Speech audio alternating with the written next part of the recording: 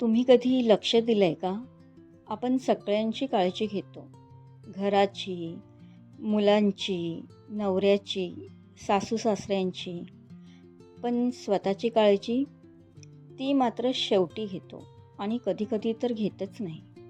नमस्कार मैत्रिणींनो, माधुरीज डायरीमध्ये तुमचं मनापासून स्वागत आहे.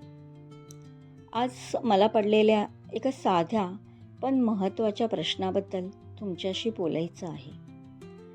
आपण स्वतःची काळजी शेवटीच का घेतो? आज हा प्रश्न मला का पडला ते सांगते. माझ्याही बाबतीत अनेकदा असंच होतं.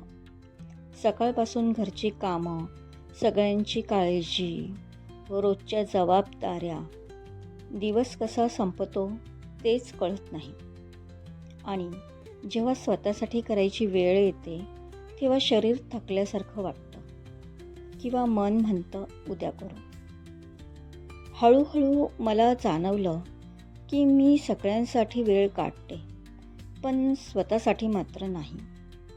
आणि एक प्रश्न मनात आला, जर मीच स्वतःची काळजी घेतली नाही तर माझी काळजी कोण घेणार?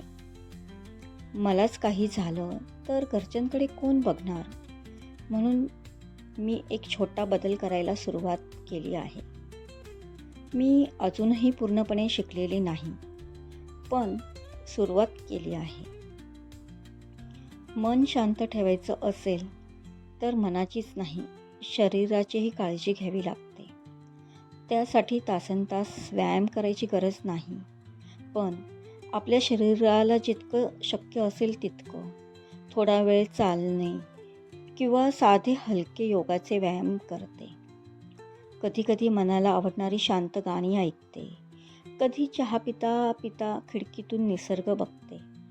आणि आता तर पाऊस सुरू आहे, तो पडताना बघते.